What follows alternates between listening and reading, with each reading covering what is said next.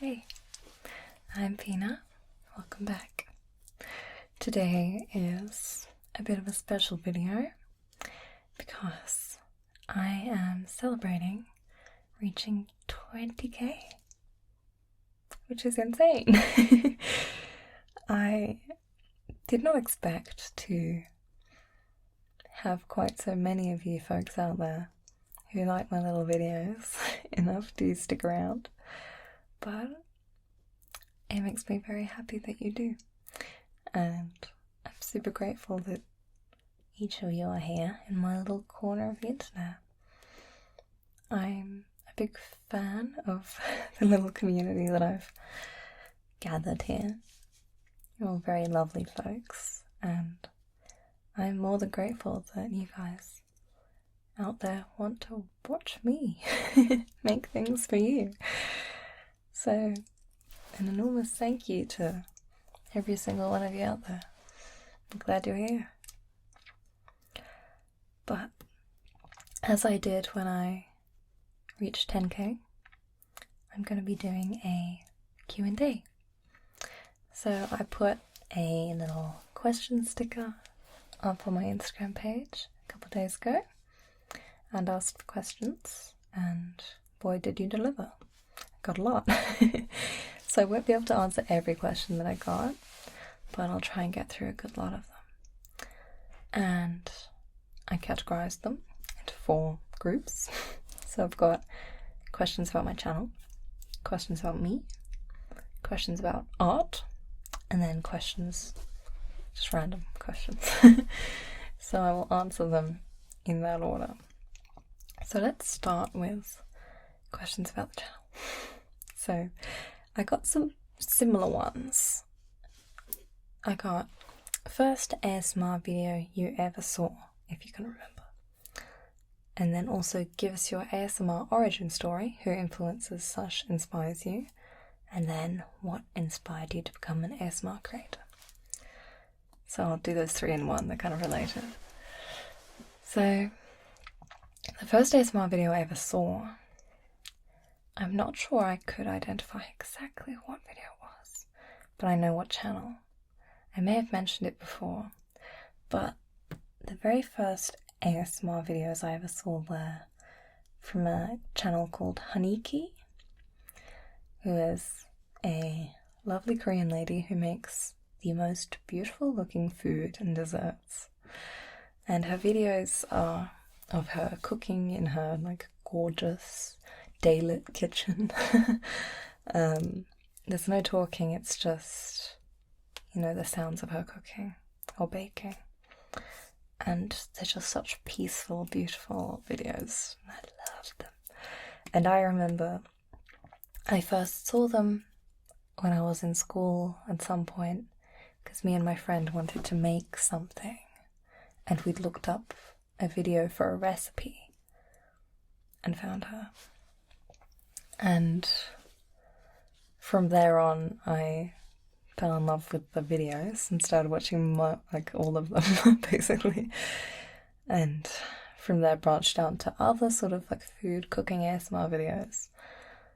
And from there on, the algorithm got me, and I started watching all kinds of ASMR. And yeah, I think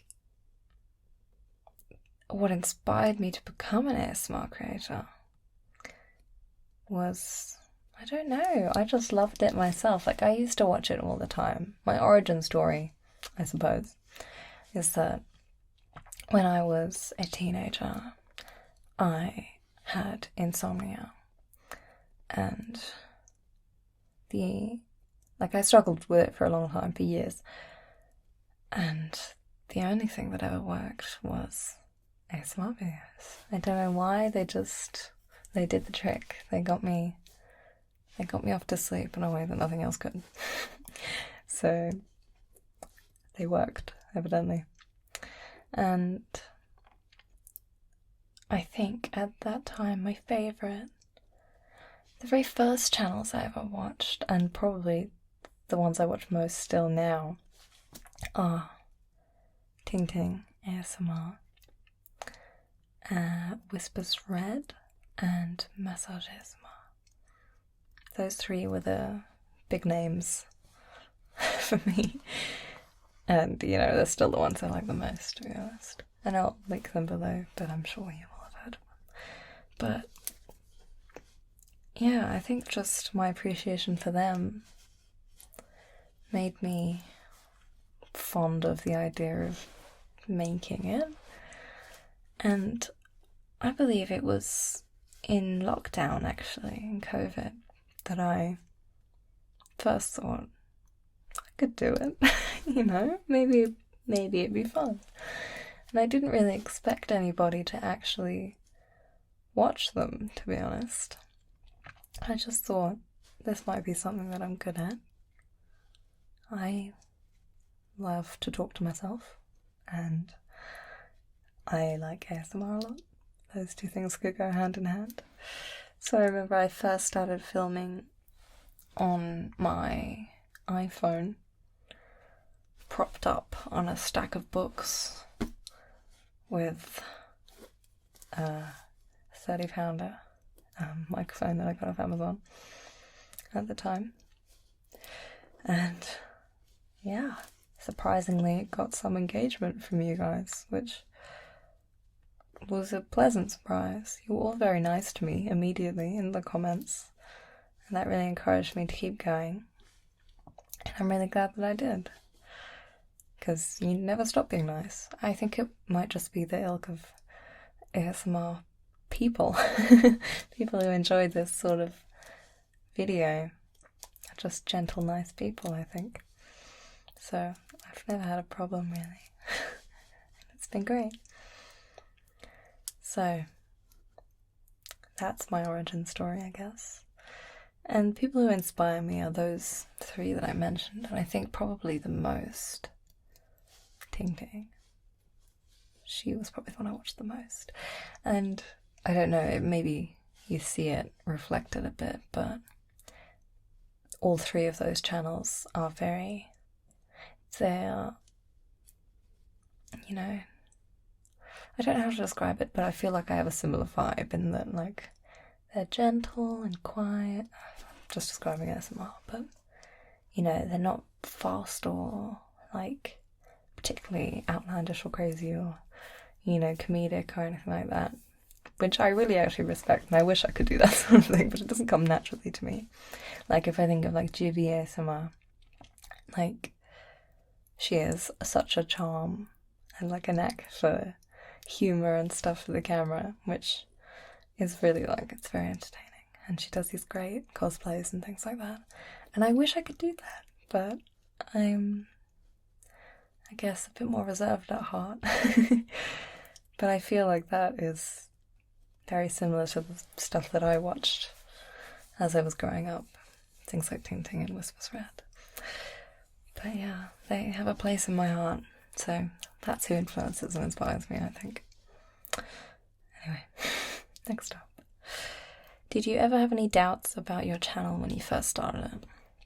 Well, like I said, I didn't really have doubts so much because I didn't have any expectations. So I wasn't worried because I wasn't doing it with the goal in mind of, you know, great success. I just thought it would be fun. So, I mean, I guess I doubted that it would be successful, but I didn't really mind. So I didn't worry about it. It's just a happy circumstance that people actually did like it and were watching it. And that's what kept it going, you know? So, thank you. Okay.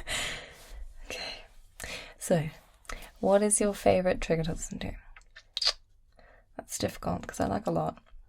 My favourite sort of type of video are head and hair videos. I love haircut ASMR.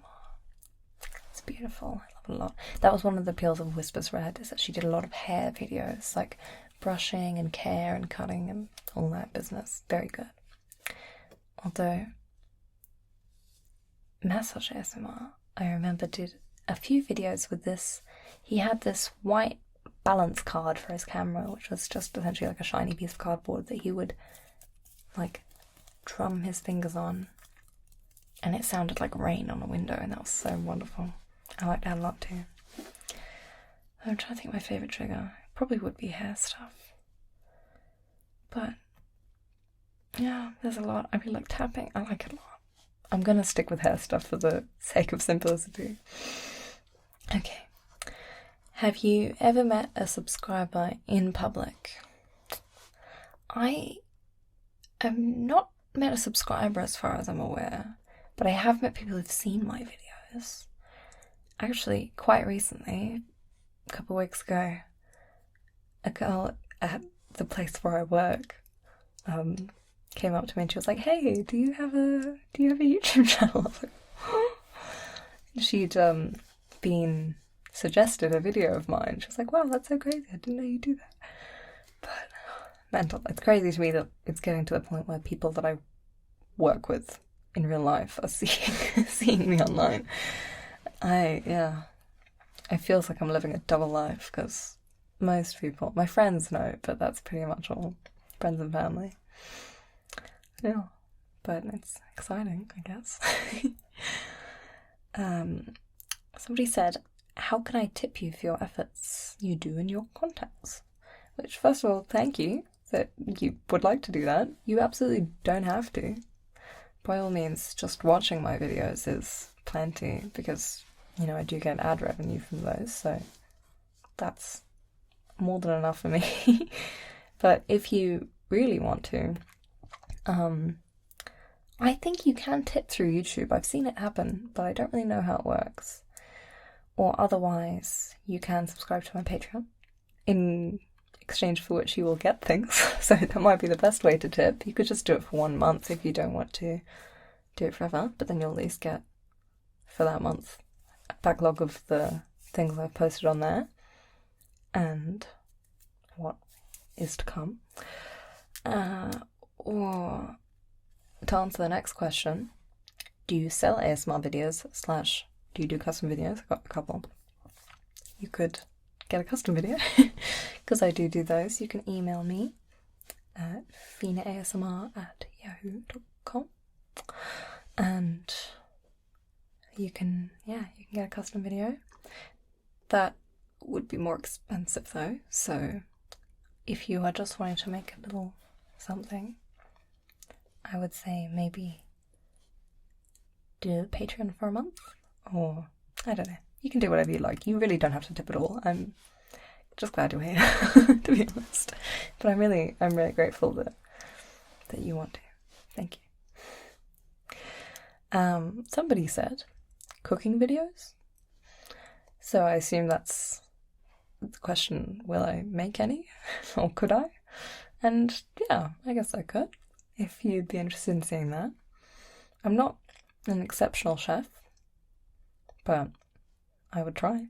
I did once make a video of making mochi, and yeah, I feel like I haven't quite refined the filming process for that kind of thing yet, but I will work on it if that's something that you guys would actually be interested in seeing.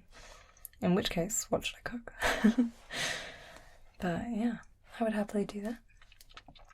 Okay, well that was all of my channel questions, so we're moving on to questions about me. So, first one, which I feel like I got last time as well, is how tall are you? I am 5'6", or 168 centimetres for the metric folks out there. And the next one was, I like this question, are you Irish or Scottish? I can't tell from your accent. And that makes me think that you are not a British person, having got that question. I am neither Irish nor Scottish. I'll answer it broadly because I get this question a lot. I was born in Australia and I moved to England as a child, so I have the remnants of my accent from growing up with my Australian family and, still living with them in England, but a mostly English accent from growing up here. So, Aussie English, a mix. Introvert or extrovert? I find that hard to answer. When I was younger, I would have said introvert, but I feel as I'm getting a little older that I'm becoming more extroverted, or maybe I'm just becoming less shy. I think I will probably still say introvert actually, but I now make more of an effort to be less shy, so I'm an introvert that's trying really hard to be an extrovert, I think.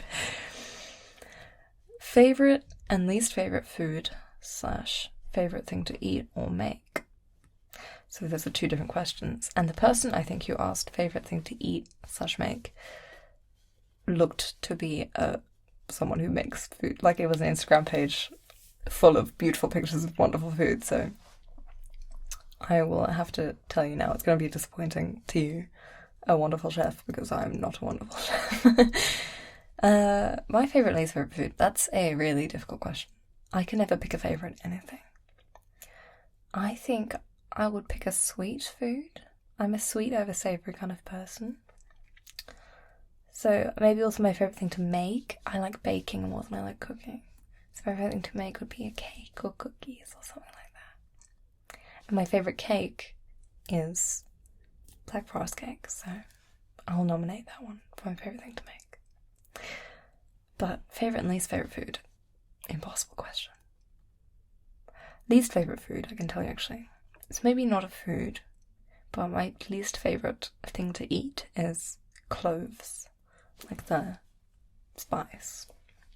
I had a horrific vomit incident with a spice cake that I ate once when I was maybe 10. And things have never been the same since. When I smell them, they still make me like gag. So I'm anti-clove. But they don't come up so often in my everyday life, so it's a manageable aversion. But favourite? That's too difficult. I like too many things. Too many pastas. Too many sweets. Oh, I really couldn't tell you.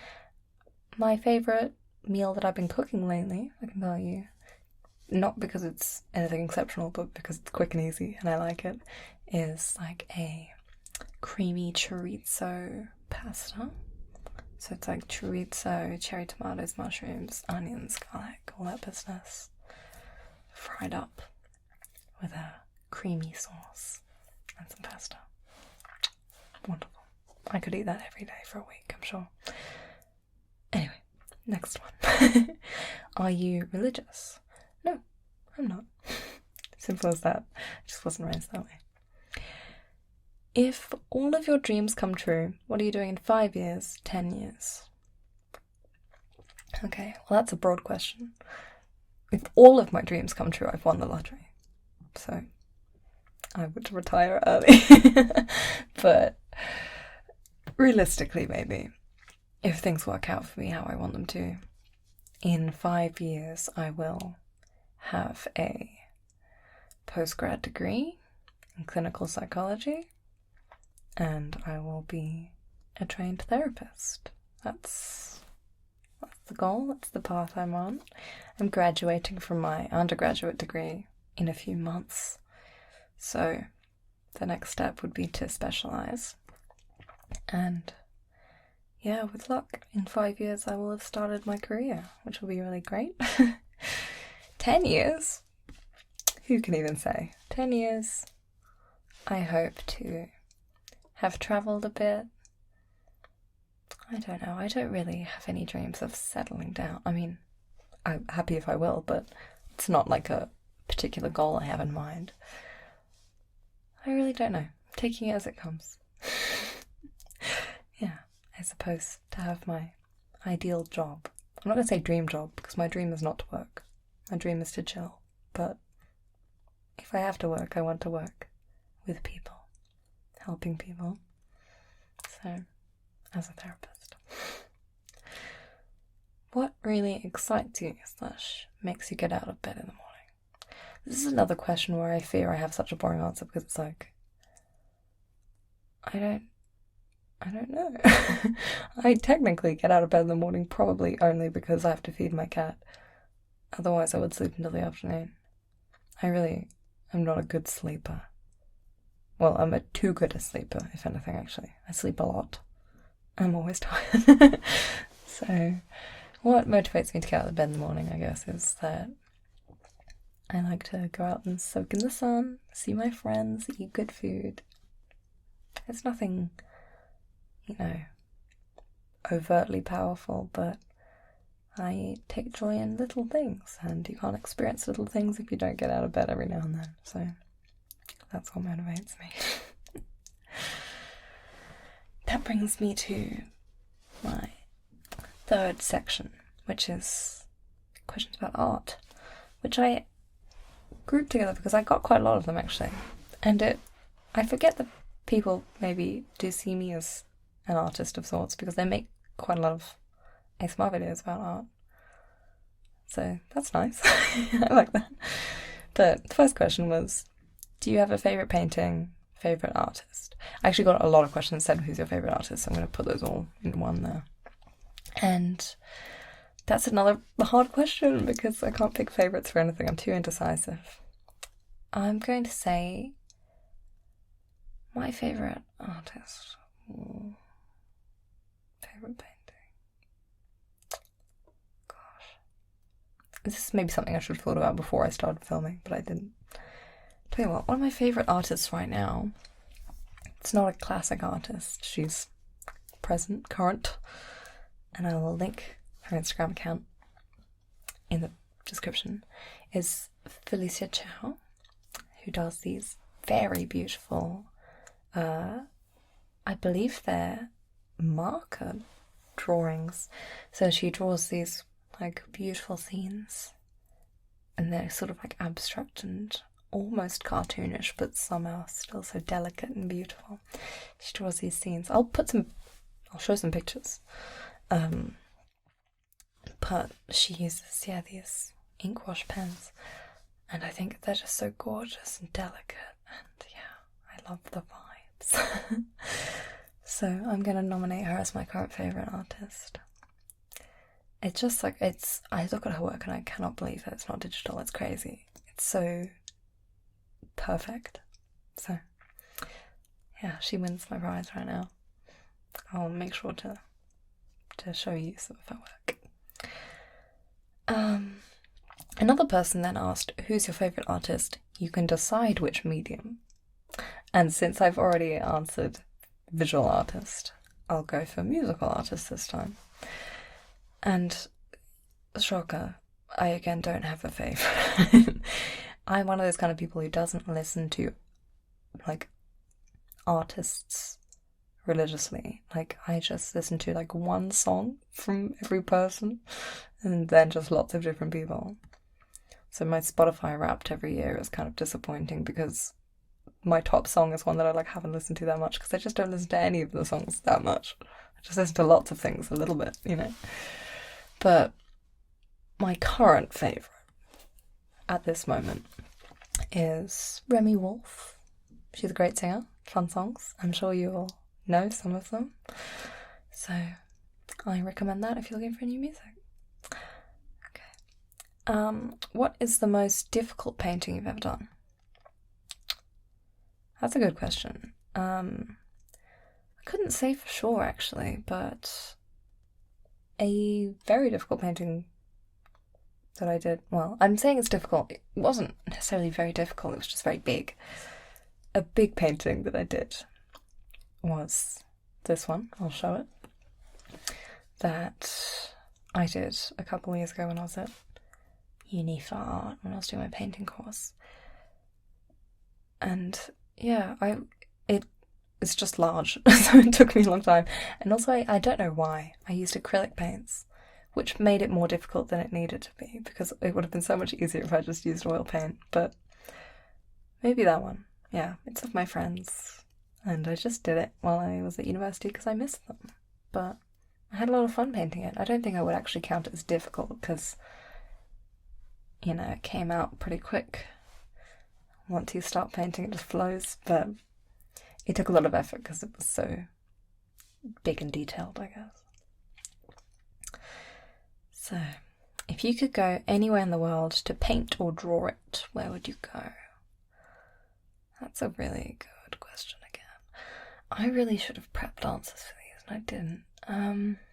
I think I would want to go somewhere very scenic, and I can only really speak to places that I've been to and have seen, so know that they're scenic. Maybe I would like to go to Japan again. There were lots of beautiful scenery there that I feel like would look very beautiful in like watercolour or something like that. So I'll pick that. Okay, last segment. So, moving on to my final cluster of questions, which is just random ones. Let's go. If you could remove any one colour from existence, which would it be? I would remove grey, I think. I just don't feel as if grey is serving as much as all of the other colours. I'm a gal who likes a nice, bright, colourful environment. The sort of like millennial grey trend is not for me. I could quite happily live without it, I think. I would miss it maybe in silver things. Although, is it the same colour? Can I keep silver but lose grey? That's the ideal. So then you could still have silver hair. That'd be nice. Silver coloured stuff, silver jewellery. But we don't need grey, I don't think. We can go without. A funny / silly story from your childhood. Oh, this was another one I should have thought about before. Let's see. Okay, well this maybe isn't childhood. I have one from my teen years. Now I don't remember whether I've ever mentioned it before. When I must have been 14. My school used to do sponsored walks. So once a year they would set a theme and everyone would have to dress up and do this big old walk and get sponsors and go to charity. And I don't recall what the theme was. I think it must have been movies and TV shows. But one year I dressed up as Misty from Pokemon. And to do so, I sprayed my hair orange with one of those like temporary hair dye things, sprays. And I liked it so much that I decided I was going to dye my hair orange over the summer holidays. So when the summer holidays came, I bought an orange hair dye, like a what I considered to be a good brand, and it didn't do anything. It was too light, I guess, for my hair. So I was like, okay, I'll try again. And this time I got, if you're in the UK, this will mean more to you, I got Superdrug own brand neon orange hair dye. The first one was like peachy orange. This one was neon orange. And for those outside of the UK, Superdrug is like a drugstore. So the own brand hair dye was cheap because I was 14. And it was a temporary dye. It said on the box, washes out in 8 washes, 2 weeks. And I was like, perfect, that's going to be great. I'll just have it over the summer and then it'll wash away. And so I used it and it worked great. I didn't have to bleach my hair or anything, it stayed. I had traffic cone orange hair. Success. I loved it. But then as the days got closer and closer to term starting again, the colour was not going anywhere. And so by the time I went back to school, I still looked like a traffic cone. And the school rules were that you weren't allowed to have unnaturally coloured hair. And I didn't get penalised for it somehow. I guess ginger hair exists, but my hair was not any natural form of orange. It was neon orange. But I think because I was a good student and generally like quiet and no trouble otherwise, they they let me slide. And also because quite literally I could not get it out if I tried. And in the end, that colour took 2 years to fade out. It got gradually, over those 2 years, less neon and more like just pale orange, I guess. But my god, that was such a mistake. Like, it was already a little bit embarrassing for the 2 weeks, looking back. I liked it at the time, but to look like that for so long and against my will, mistake. So, kiddies, if you're out there, don't buy really cheap hair dye if you've got light. It will stain. Anyway, next one. Would you perform a 1 hour live ASMR session in a filled 30,000 seat stadium for £7,500? Yes. I don't see why not. I mean, I would be very afraid. I'd be really nervous. I might vomit a little bit, but I would do it. £7,500 is not nothing. I could do with that. And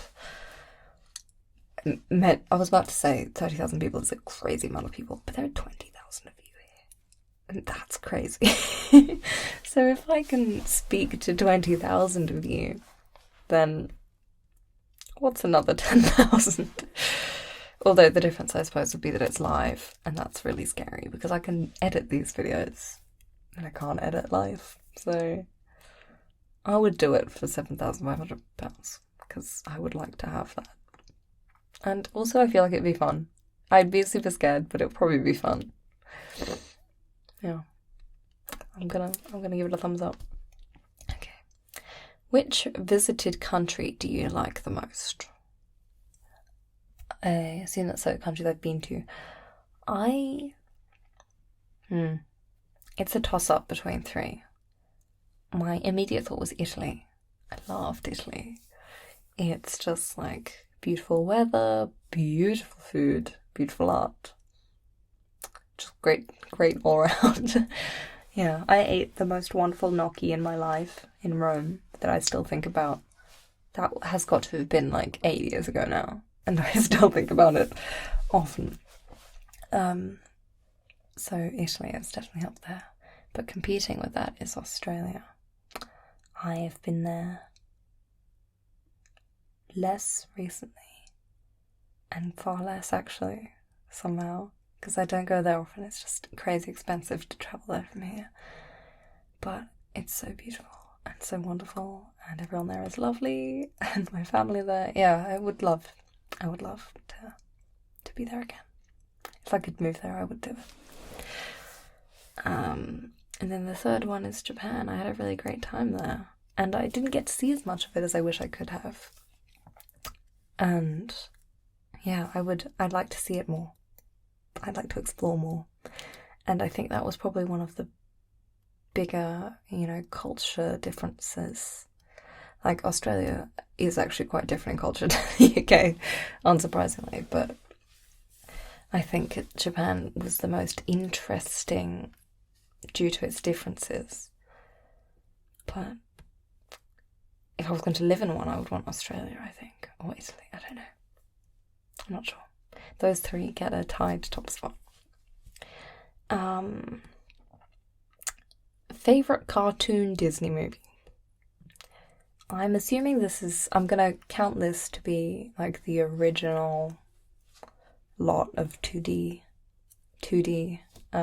Disney movies. And from those, my favourite one, I think, is Mulan. That was always my favourite one growing up. Like, when everyone would be like, what's your favourite Disney princess? Mulan. She's not even a princess, I don't think. But she's undeniably the coolest of them. It's just, yeah. When I was growing up, I appreciated a cool girl more than I did the romance, I think. So I had a good time with that one. Yeah, I'm going Mulan. It's the most entertaining to me of those. Favorite book genre? fiction, I'll start with. I really want to be someone who loves non-fiction. And I do like it, but I am much more of a fiction girl, given the choice. I find it a lot more immersive and therefore a lot easier to read. I will read non-fiction because I want to, but I find it more difficult. Like, it doesn't suck me in the same way. So I'm going to go with fiction. And within that, probably, don't know, sci-fi, maybe? Or, I don't know, yeah. Maybe some sci-fi, dystopia, fantasy? I don't know. Fantasy doesn't sound quite right. Something like that. I love an escapist story, personally. Okay. So, final question. Which Hogwarts house would be your second choice without naming your first? I just thought that was a fun question. And my answer to that would be Ravenclaw. I will not go into detail. I'll leave it at that. So, that's it for my questions today. But thank you all for sending them. And I will likely do another one of these in another 10k. So, if you want to hear more, then recommend me to your friends, I guess. But yeah. Thank you so much for being here, for all of you being here. I'm amazingly grateful. I feel very lucky to have amassed such a group of nice people in my little community. I wasn't expecting it, but it's very welcome. And I hope to grow more, hopefully. I really like having you guys here, and yeah, wouldn't give it up. So, thank you everybody for supporting me and for being here. I value your company just as much as you value mine. And I hope that my channel can continue to reach more people soon. I'll do my best to put some good stuff out there. I know I've been slacking lately, but I'm back on it. That's what I say, so I'm going to stick to it. So, I'm rambling now, so thank you all. I really appreciate you, and I'll see you guys again next time. Bye. And of course, a huge thank you to all of my patrons who support me over on Patreon, and an especially huge thank you to my mid-REM cycle tier patrons: Alexander, Max, Kosikas, Belly Button, Shane, and Michael. Thank you all for your support. I hope that every single one of you gets the most wonderful night's sleep tonight. Good night.